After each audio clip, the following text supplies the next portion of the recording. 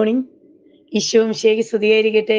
സന്തോഷം നിറഞ്ഞ നല്ലൊരു പ്രഭാതം സ്നേഹത്തോടെ ആശംസിച്ചുകൊണ്ട് യെശയ്യാ പ്രവാചകന്റെ പുസ്തകത്തില് 58-ാം അധ്യായം 9-ാം തിരുവചനം, ഈ വചനം നമ്മൾ ധ്യാന വിഷയമായിട്ട് ഏറ്റെടുക്കുമ്പോൾ നമ്മുടെ ജീവിതത്തിലെ പ്രാർത്ഥനകൾക്ക് ഉത്തരം കിട്ടാത്തത് എന്തുകൊണ്ട്, നമ്മുടെ കണ്ണുനീര് എന്തുകൊണ്ട് തമ്പുരാൻ കാണുന്നില്ല?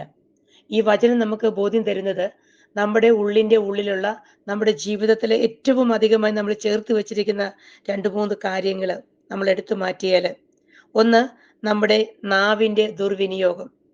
മറ്റുള്ളവരെ കുറ്റപ്പെടുത്തുന്ന, മറ്റുള്ളവരെ ഉപദ്രവിക്കുന്ന ഈ ഒരു മേഖലയിൽ നിന്ന് നമുക്കൊരു മാറ്റം വരുത്താനായിട്ട് ഈ നോമ്പ് കാലഘട്ടത്തിൽ, ഈ വലിയ നോമ്പിലേക്ക് നമ്മൾ പ്രവേശിച്ചിട്ട് ഈശോയുടെ വരവിന് വേണ്ടി കാത്തിരിക്കുമ്പോൾ നമുക്ക് ആ മേഖലകൾക്ക് ഒരു മോചനം നേടിയെടുക്കാം.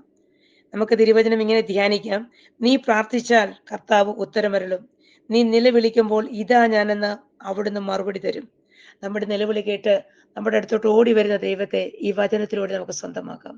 നമ്മുടെ ഉള്ളിൻ്റെ ഉള്ളിലുള്ള എല്ലാ പാപക്കറകളും ഈ പ്രഭാതത്തിൽ അർപ്പിക്കുന്ന പരിശുദ്ധ ബലിയോട് ചേർത്ത് നമ്മൾ പ്രാർത്ഥിച്ച് എല്ലാ അഴുക്കുകളിൽ നിന്നും മാലിന്യങ്ങളിൽ നിന്നും നമുക്കൊരു മോചനം നേടാം. ദൈവം സമൃദ്ധമായി എല്ലാവരെയും അനുഗ്രഹിക്കട്ടെ എന്ന് പ്രാർത്ഥിക്കുന്നു. ആമേൻ.